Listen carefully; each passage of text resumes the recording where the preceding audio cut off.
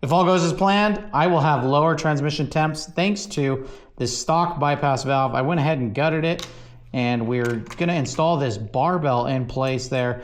And what this is going to do, allow the transmission fluid to flow through unrestricted. This just goes right in there like that. This little clip will go into place. I'm gonna grab my tool and we're gonna go lock that down. But what I'm doing here is I already did a video where I explained this valve, that barbell, compared it to the PP full flow. And now we've got this barbell in place. You can see it actually takes up quite a bit of space inside there. So it's not super free flowing like the PPE one is.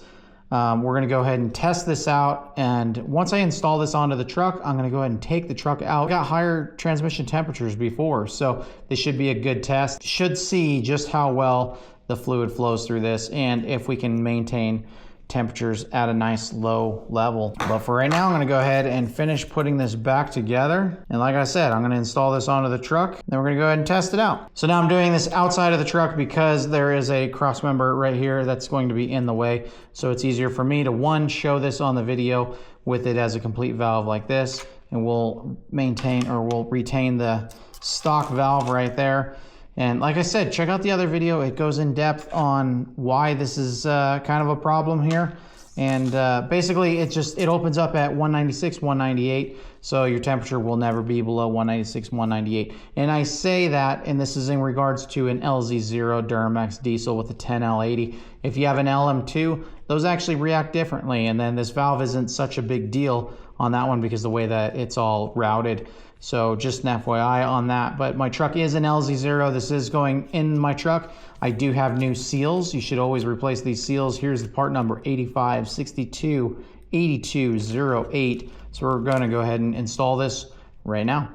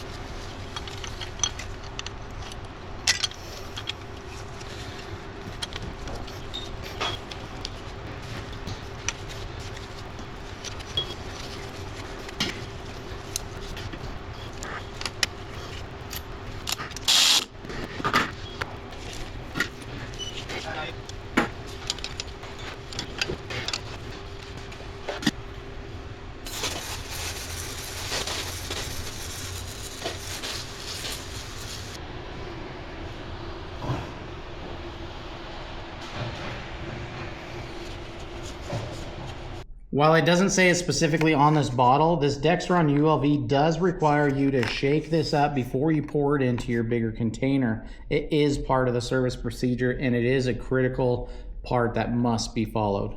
And what I'm gonna do is, you can pump this like this until you get pressure in there, and you can go up to, what is that, 10, 15?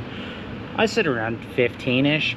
You can also put in air through here. It's much quicker if you do it that way, but just don't go above 25. I would say that seems excessive, but 15 to 20, I'd say is nice and safe. So I'm gonna go ahead and pump this up by hand and start filling. So we have the truck fired up. I have not gone through the gears just yet. I'm going to, but for right now, go ahead and open this valve until it starts to trickle out. With the transmission up to temperature, we can go ahead and top off the fluid, make sure everything is good on it. With it running, we are now full. As you can see, that's trickling out. So I'm gonna go ahead and pull out the filler. Once it's done trickling out, I'm gonna go ahead and reinstall the plug. Looks like we have quite the improvement. 145 degrees trans temperature. That is after I was driving home from work, 20.3 miles, roughly 30 minutes of driving through traffic. You can see there, 91 degrees is the outside temperature. And like I said, 147 degrees. Typically we would be 196, 198, 199, that area, just under 200. So obviously it's a great improvement. This is gonna help my transmission fluid last longer, and hopefully that means the transmission will also last longer. So I would say that this was a successful swap, and like I said, it's pretty basic, quick and easy. Some of you may be on the fence whether or not you should go with what I just showed in this video, where you take out the guts of that bypass valve, or go with the PPE bypass valve.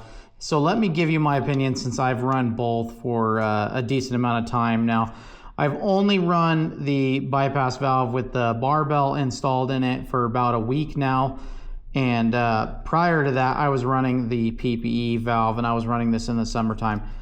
I think this is the better value, and there's a couple reasons why. One of which is this is a super nice setup, and it does have direct flow through here that is unrestricted, whereas the barbell setup actually does restrict the fluid flow.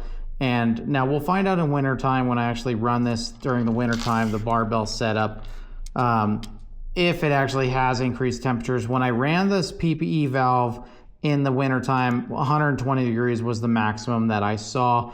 So I'm curious how that is. But anyway, the better value, I believe, is this PPE bypass block right here, because I spent about $60 for the stock replacement valve, and then I spent another $60 for that barbell. Now the pro there is that it does look factory, and I'm going to leave it at that. But this one looks really nice and clean installed, and like I said, it does flow through quite a bit better in my opinion. So I think this is the better value. In addition to, you get the magnet with this, and as we saw in the prior video that I did, when I pulled off this magnet, I actually had quite a bit of metal particles on there. So I do, again, like I said, I think this is the better value, just for that additional protection there, as well as the full flow through there.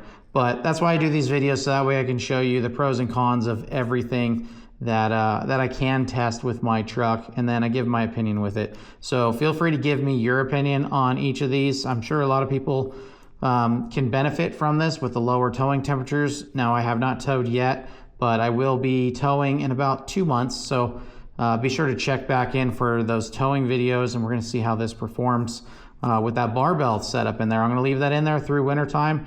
And like I said, I do still prefer this PPE bypass block, but I will run that bypass, the barbell setup on the truck, so that way we can get further testing. So again, comment down below, let me know your opinion, and till next time, see ya.